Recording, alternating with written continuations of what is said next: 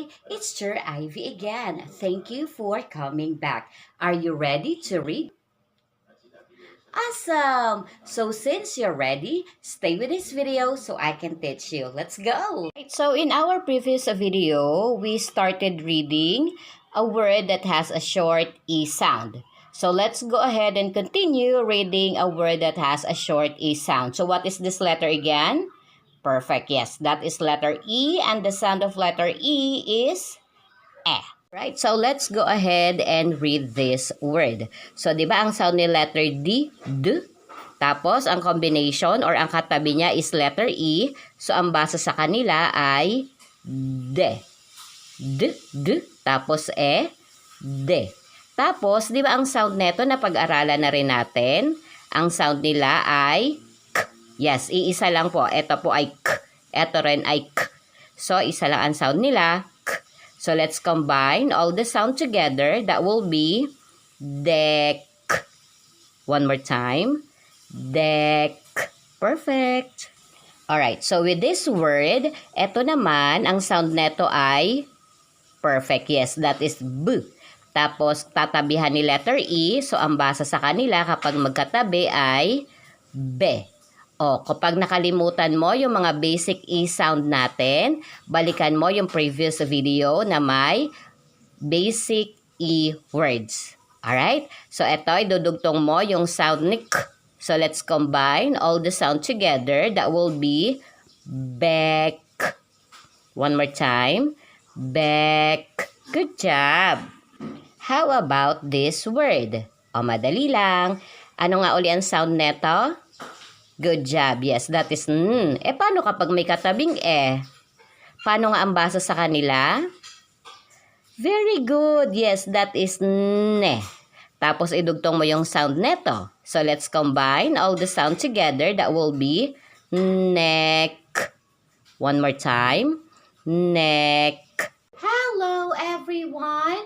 If this video helps you learn how to read, please like and follow Sir Ivy's Facebook and TikTok account. Don't forget to share para madami pang maturuan si Sir Ivy bumasa. Also, you may visit her YouTube channel. Don't forget to like and subscribe. Alright, so let's go ahead and read this word. So it's still the same, magsa-sound ka lang lagi. Ano nga uli ang sound nilang dalawa kapag magkatabi? So magsisimula ka sa sound ni letter M, and ang sound ni letter M is tapos may katabing e. So the combination will be me. Me. Tapos idugtong mo yung sound ni letter N, which is n. So let's combine all the sound together. That will be men. One more time. Men. Good job. And with this word, so sisimulan mo uli ang sound ni letter T, which is t. Tapos combination ni e, so that will be te. Te. Tapos idugtong mo yung sound ni letter N, n. So let's combine all the sound together. Ang basa dyan ay ten. One more time. Ten.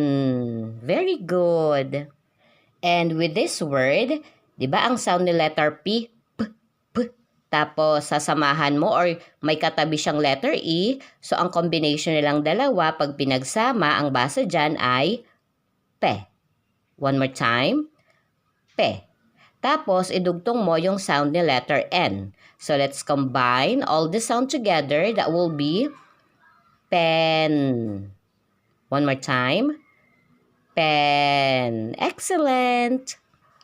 And with this word, so, ang sound ni letter H, di ba? Para kang humihinga.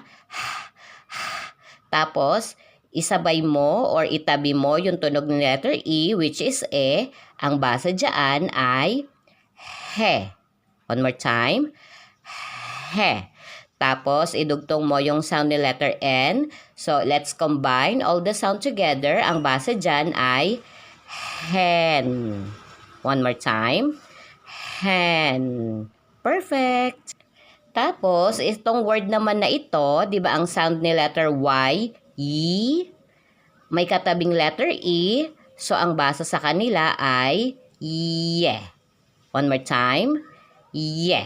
Very good. Tapos, idugtong mo yung sound ni letter N which is N. So, let's combine all the sound together. That will be yen. One more time, yen. Hello everyone!